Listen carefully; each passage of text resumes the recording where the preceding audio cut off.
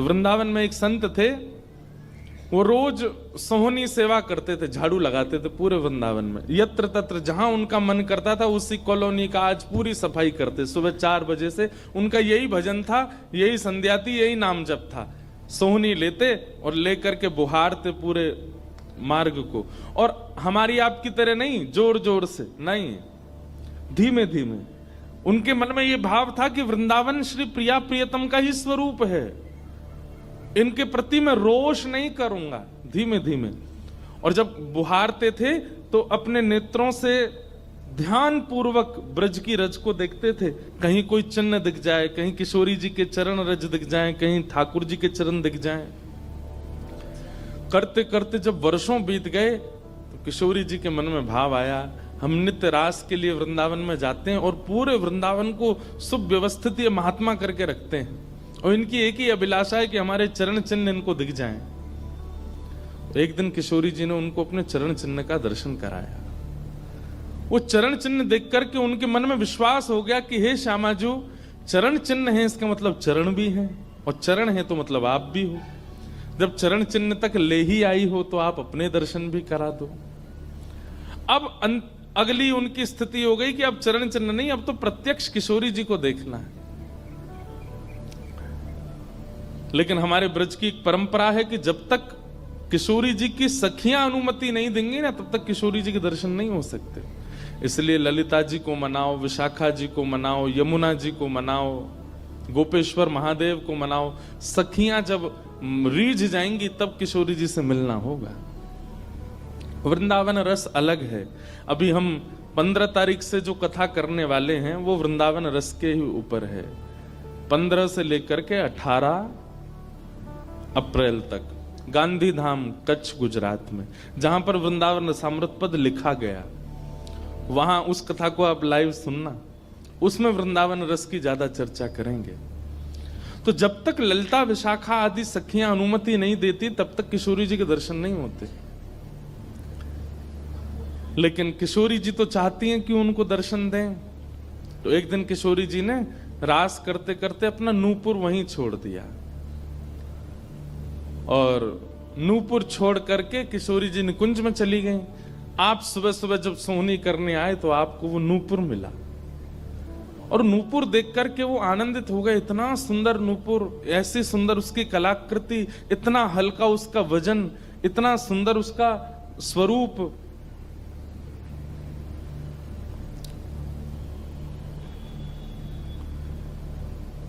आपके मन में भाव आया कि कोई बड़े घर की लाली होगी, उसका रह गया होगा, मैं रख लेता हूं, कभी कोई मिलेगा मांगने आएगा कि भाई हमारा नूपुर दो तो मैं दे दूंगा। आपने वो नूपुर अपने पास रख लिया। नूपुर से दर्शन किशोरी जी ने कईयों को कराए। इसलिए वृंदावन में जब चला कीजिए ना, बहुत ध्यान पूर्वक देखते हुए पृथ्वी को चला कीजिए, क्या पता क्या मिल जाए।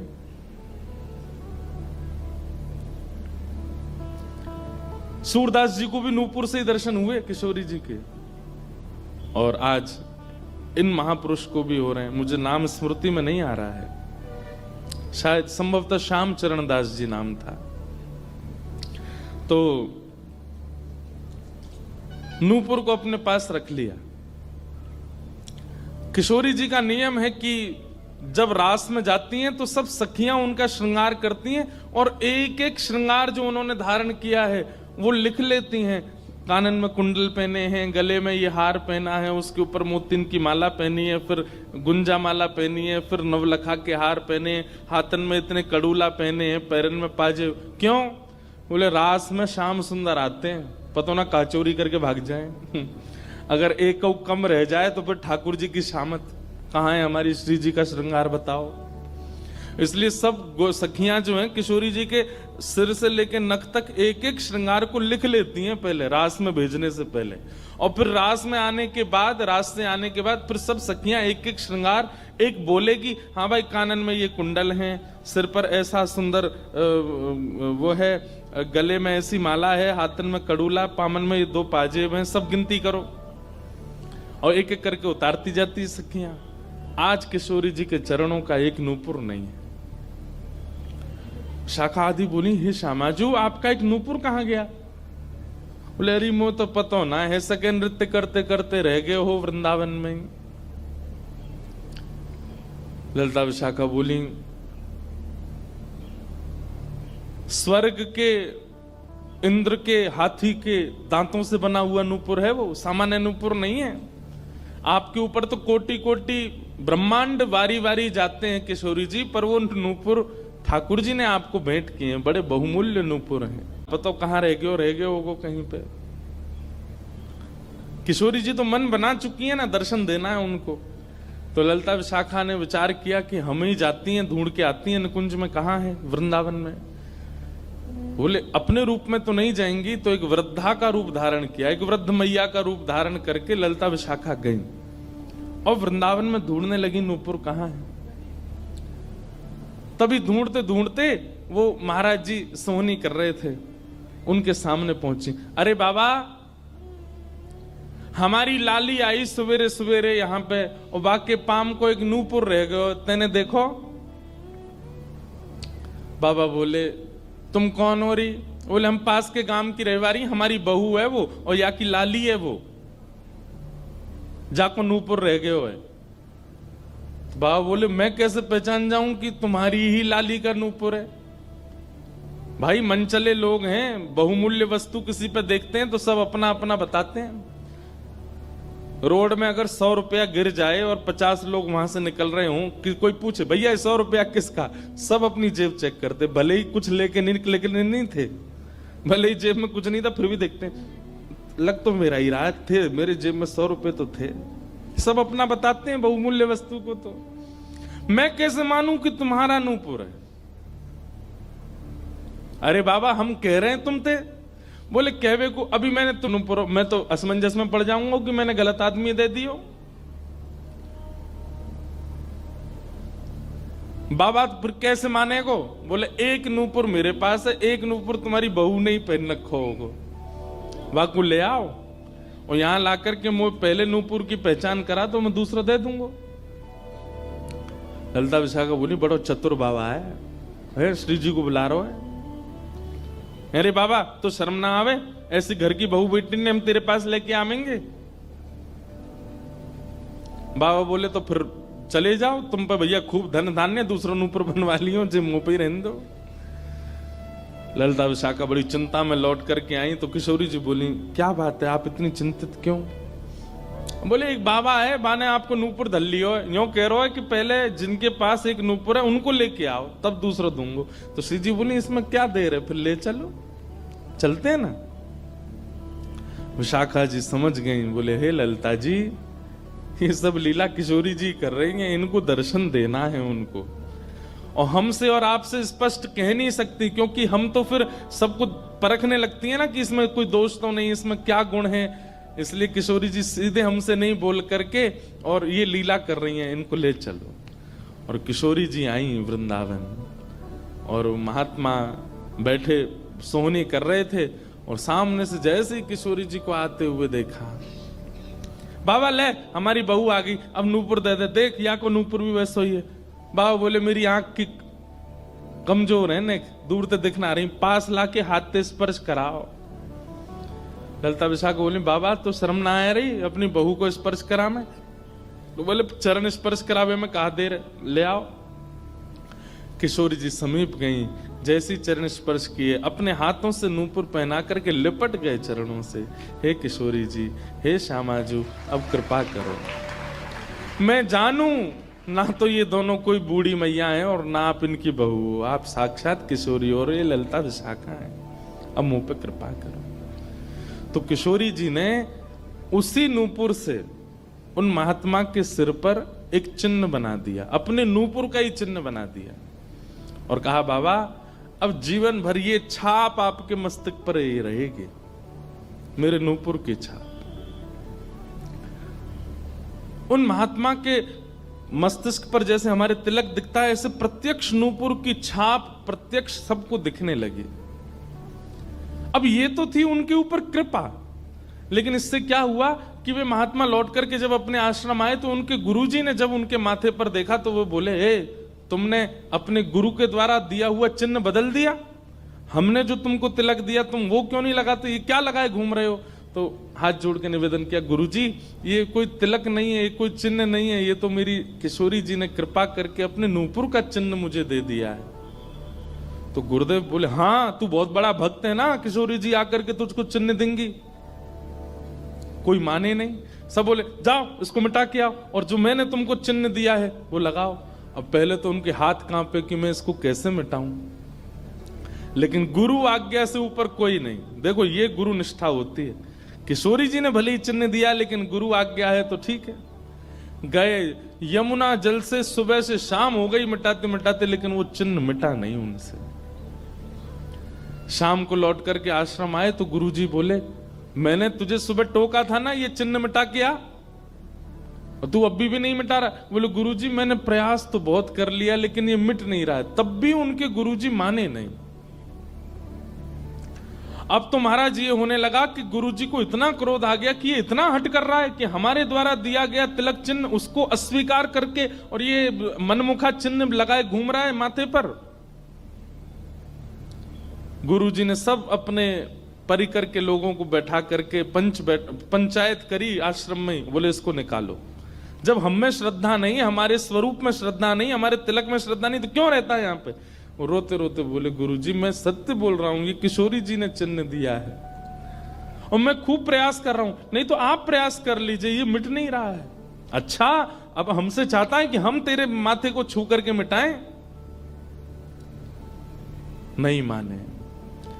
तब उन्होंने नेत्र बंद करके किशोरी जी का स्मरण किया, हे श्यामाजू मैं किसी को प्रमाणित ये नहीं करवाना चाहता कि आप मुझे मिली हो, पर मेरे गुरु के चित्त में मेरे प्रति अविश्वास आ रहा है, इसके लिए कोई आप लीला करो। तो भगवान के सखा श्री सुबल जी की ये आराधना करते थे। ये जो महापुरुष थे ये ठाकुर जी के सखा सुबल का चिंतन करते थे कि कभी मैं ठाकुर जी से मिलने का मन हो तो सुबल, जैसे भगवान के सखा है ना, तन सुखा मन सुखा धन सुखा मधुमंगल श्री दामा सुबल, तो ये सुबल का चिंतन करते थे कि सुबल कभी कृपा करेंगे तो मुझे ठाकुर जी से मिला देंगे। ऐसे सखियों का चिंतन करते हैं किशोरी जी के दर्शन करने वाले, और सखाओं का चिंतन करते हैं ठाकुर जी का दर्शन करने वाले। तो ये सुबल का चिंतन करते थे। तो किशोरी जी ने सुबल को बुलाया। सुबल आए, श्यामाजू आज्ञा करो। बोले आपको हमारा एक काम करना है। एक महात्मा पर हमने कृपा करके उसको अपने नूपुर का चिन्ह दिया है और उनके गुरुदेव को विश्वास नहीं हो रहा कि ये चिन्ह हमने दिया है, इसलिए वो आपकी आराधना करते हैं, आपको बहुत बचते हैं। आप जाकर के हमारी तरफ से ये प्रमाण दे दो कि हमने चिन्ह दिया, क्योंकि उस सभा में कई लोग ऐसे हैं जिनको मेरे दर्शन का अधिकार नहीं है और मैं तो जाना चाहती हूं पर ये ललिता विशाखा मुझे जाने नहीं देंगी, इसलिए आप जाकर के वहां प्रमाणित कर दो कि ये चिन्ह मैंने दिया है। तब भगवान के सखा सुबल साक्षात उस आश्रम में प्रकट हो गए और प्रकट होकर के जैसे देखा दिव्य देह, दिव्य तनु, दिव्य तेज निकल रहा है, सबने प्रणाम किया। बोले कि ये आपका परिचय। बोले मैं भगवान का सखा सुबल हूं। देख करके सबने बोले आप कैसे आए। बोले हे गुरुदेव आप अपने शिष्य पर इतने रोष कर रहे हो, ये चिन्ह ये किशोरी जी ने ही इनके माथे पर पधराया है, आप इनके ऊपर नाराज मत हो। अब सुबल प्रमाणित करके चले गए। अब क्या हुआ, गुरु जी को आत्मग्लानि होने लगी। बोले मैं गुरु हूं और मेरे चेला को ठाकुर जी मिल गए, श्री जी मिल गई और मुझे विश्वास नहीं हुआ। तब गुरु जी ने अपने गुरुजनों को, अपने श्रेष्ठ जनों से जाकर के कहा कि मुझसे अपराध बना है। ठीक है, गुरु शिष्य के ऊपर क्रोध कर सकता है, उसका कोई दंड नहीं होता, पर किशोरी जी के द्वारा कृपा की गई, मैंने उस पर प्रश्न चिन्ह उठा दिया, इसका तो मुझे दंड मिलना चाहिए। तब सब रसिक जनों ने विचार किया। बोले इसका क्या दंड दें। तो बोले आप एक काम कीजिए, दंडोत्सव कीजिए। दंडोत्सव। बोले दंडोत्सव में क्या करना है। बोले आज तक जितनी तुम्हारे पास जमा पूंजी है सब संतों की, भक्तों की सेवा में लगा करके और आनंद से सुंदर भंडारा करो, सुंदर नाम संकीर्तन करो, सुंदर अपने घर पर एक उत्सव रखो और उसमें जितने महापुरुष आए सबको दंडवत प्रणाम करते करते सबसे क्षमा मांगो। और फिर जब सब तुम्हारा धन संपत्ति अब तक जितनी कमाई वो सब संतों की सेवा में लग जाए, फिर उन संतों से कृपा प्रसादी मांगो कि आप सब मुझे क्षमा कर दो। इस प्रकार से दंडोत्सव करो। तो जिन्होंने ये भाव कहा है उनको ये दंडोत्सव करना है। दंडोत्सव मतलब अब पूरे जीवन की जमा पूंजी तो खर्च नहीं कर पाओगे, पर हां पिछले 3-4 साल में जो जमा कर रखा है प्रयास करो उससे। पंढरपुर में वारी जाती हैं, हमें भैया बता रहे थे अपने जो जिनके साथ हम घूम रहे थे कल, कि यहाँ वारी जाती है, यहीं से जाती है श्री पंडरीनाथ भगवान की वारी में इतने सारे वैष्णव जाते हैं, उनकी सेवा में लगा दो। वृंदावन जाके कुछ लगाया हो, पंढरपुर में लगा दो, गोवर्धन में लगा दो, और सुंदर अपने घर पर एक ठाकुर जी का उत्सव करके किसी श्रेष्ठ को वृंदावन से बुला करके उनका सुंदर संकीर्तन करवाओ, कथा करवाओ, 2-3 दिन का ही कोई उत्सव रखो। इस प्रकार से अपनी वो जमा पूंजी संत वैष्णवों की सेवा में खर्च करके भंडारा करा के जितनों से मिलो सबसे क्षमा मांगो। वारी निकलती है आषाढ़ी एकादशी पर, इतने सारे वैष्णव जाते हैं पंढरपुर दर्शन करने, मार्ग पे खड़े होकर सबको शरबत पिलाओ और जो जो शरबत पिए उससे क्षमा मांगो, मुझे क्षमा कर दो, मुझसे अपराध बना है, मैंने कंठी पहनने के बाद भी मांस का सेवन किया, मैंने मद्य का सेवन किया, मैंने ऐसा किया, ये क्षमा मांगो। असंख्य भक्त एक साथ जब आपको क्षमा करेंगे तब आपका ये अपराध पूर्ण होगा। इसी को कहते हैं दंडोत्सव। तो फिर कथा पूरी करें। वो महाराज जी को सब लोगों ने कहा तुम दंडोत्सव करो, तो उन्होंने कहा ठीक है, मैं अगले 7 दिन के लिए दंडोत्सव करूंगा। ब्रज में जितने भी संत आवेंगे ब्रज की सीमा पर खड़े होकर के सबको माला पहना करके सबको सत्कार के साथ लाया जाए। आश्रम में उनकी रहने की सुंदर व्यवस्था, प्रसाद की व्यवस्था, और नाम संकीर्तन अखंड चले 24 घंटा 7 दिन तक, और खूब भंडारा चले, और जितने महापुरुष आए सबसे क्षमा मांगनी। तो जब ये दंडोत्सव का बात हुई तो गुरुजी ने दंडोत्सव लिया, और चेला बेचारे जिनको किशोरी जी ने चिन्ह दिया था वो मन में सोचने लगे ये क्या हो रहा है, मेरे कारण मेरे गुरुजी को दंडोत्सव करना पड़ रहा है। तो उन्होंने अपने गुरुदेव के सामने प्रणाम करते हुए अपनी झोली फैला के कहा गुरुजी मुझे एक भिक्षा दे दो। तो क्या चाहिए? बोले जो दंडोत्सव आप करना चाह रहे हैं वो मुझे करने दीजिए, आप विराजिए, आपकी जगह मैं करूंगा, मैं शिष्य हूं आपका। तो बोले नहीं नहीं, अपराध हमने किया तो तुम क्यों करोगे? बोले गुरुजी बस यही कृपा चाहिए। तब बड़े संतों ने मिलकर के सबने कहा कि भाई देखो शिष्य कर सकता है, अगर इनकी इच्छा है तो ये करने दो। तो फिर गुरुजी का दंडोत्सव उन्होंने ही किया जिनको चिन्ह किशोरी जी ने प्रदान किया था, दंडोत्सव मनाया।